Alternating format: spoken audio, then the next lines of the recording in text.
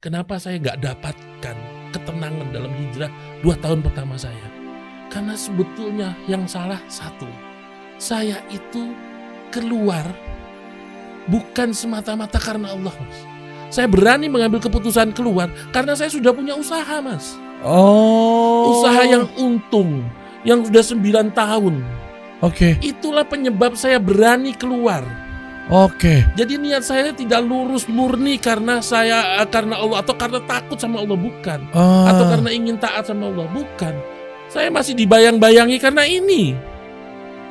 Oke, itu kesalahan pertama saya. Kesalahan kedua saya apa, Mas? Setelah saya di luar, tadi kan niatnya salah kan, waktu mau keluar. Setelah saya di luar, ternyata saya ini tidak pernah bersandar kepada Allah. Saya bersandar sama omset usaha saya itu. Saya bersandar sama usaha saya itu. Saya bahkan bersandar kepada tabungan biaya hidup. Coba, itu kalau Allah mau ngomong sama saya ya, Chandra, kamu sok tahu banget sih pakai tabungan biaya hidup. Emang yang biaya hidup kamu siapa? Tabungan itu apa? Allahu Akbar. Karena ternyata memang niat yang terbaik dari orang hijrah itu karena Allah. Ya itu kuncinya ternyata. Karena takut sama Allah. Salah karena niat. ingin taat sama Allah. Bukan karena yang lain. Mas, kita kalau cuma kepingin keluar dari bank, ya nggak usah hijrah, bisa kok keluar dari bank. Bikin fraud aja, dikeluarkan kok. Iya. Ya, habis itu ngaku saya hijrah kan gitu toh. Iya. Mas, persiapan hijrah yang terbaik itu bukan di usahanya, tapi apa? Membangun keimanan, membangun akidah. Itu lebih penting, Mas, ternyata, Mas. Itu lebih penting ternyata. Misalnya warung rame, Oke. azan nih, nanggung. Lagi ada customer nih. Ya. Lagi. Akhirnya molor lagi kan? Ya. Nah, pertanyaannya, kalau molor lagi, apa bedanya dulu waktu kita masih kerja yang sering molor nih? Gitu kan?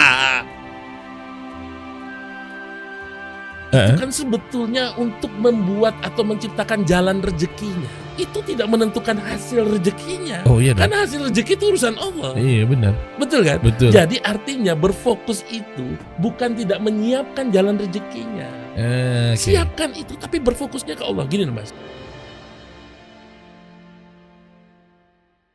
Alasan klise, orang belum bisa keluar dari perbankan, itu kan selalu ntar mau makan apa, itu kan banyak tuh. Wah, sering banget tuh. Iya gak? Ya. Ntar kalau kami berhenti dari pekerjaan, terus saya dan keluarga saya mau makan apa gitu. Oke. Ini menurut saya, ini kekhawatiran yang sifatnya asumsi ternyata. Oke. Kenapa saya bisa bilang asumsi, Mas? Karena sebetulnya ngejawab kekhawatiran ini tuh gampang. Lihatlah orang-orang yang sudah keluar. Masih pada hidup apa enggak? Kan gitu. Iya. Saya pernah dapat japrian itu. Oke. Ya, dengan nada marah ya. Pak Chandra tahu nggak akibat Pak mendakwah? Oke. Coba Bapak bayangkan kalau semua Muslim keluar dari bank, mau jadi seperti apa perekonomian umat Islam? Makhluk, ya kan? Ya, sama kan tadi? Sama. Terus saya bilang begini, perempuan, Mbak, yuk sekarang kita lihat, kita hitung di bank jumlah pegawainya yang Islam sama yang non Islam lebih banyak mana sekarang ini? Penduduk terbesar kita tuh beragama pasti Islam. Oke. Jadi boleh gak saya simpulkan bahwa sekarang kalau kita mau ngelihat jumlah ya, Oke. perbankan itu dikuasai orang Islam secara jumlah loh. Iya, oke. Oke. Tapi yuk coba kita lihat orang terkaya di Indonesia yang Muslim berapa orang? Kita harus lihat transaksi akad itu adanya di transaksi, bukan di lembaga. Ya.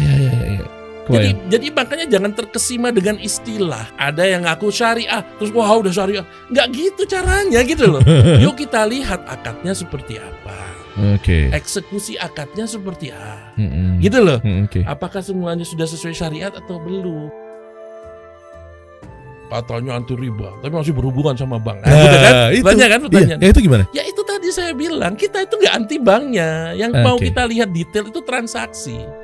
Satu, ada ribanya enggak? Kalau ada riba karena syariat kita melarang, ya udah kita hindari yang itu. Tapi ada nggak sih transaksi-transaksi masih bisa dilakukan selama tidak melanggar syariat, kita masih bisa boleh lakukan kok gitu. Iya. Sekarang kita lihat transaksi ATM ini akadnya apa sih? Oke. Ya, Oke. ini kan akadnya jasa. Heeh. Ya, akad jasa itu bisa menimbulkan ujroh, menimbulkan komisi, Iya, komisi. minta bayaran terhadap jasa. Heeh. Ya nggak? Kalau saya ngasih jasa, saya wajar dong minta dibayar. Sama terhadap kayak kasih solusi gitu. Ya gitu kan sama toh. Ya. Heeh. Nah, kalau memang akadnya itu ijaroh, terus ada ujroh yang ada komisi yang terjadi, itu komisi yang diperbolehkan Iya. dari akad ijaroh kan gitu. Iya. Nah, sekarang kita tanya, kalau ada pengusaha datang, Heeh. kalau kita tanya, ibu butuhnya apa? Pasti Oke. dia bilang saya butuhnya modal. Iya. Jadi sebetulnya pengusaha itu butuh modal, bukan butuh hutang, Mas. Oh. Oke. Nah, Oke. kami ini di Transolusi Syariah ingin membuktikan bahwa yang namanya akad-akad syariah itu, kalau dilakukan sedisiplin sesuai dengan syariatnya, itu bisa kok. Iya. Gitu iya. loh. Betul. Jadi syariat itu menempatkan akad proporsional banget, Mas. Nah itu. Butuhnya modal, kasih modal, jangan dikasih hutang gitu loh.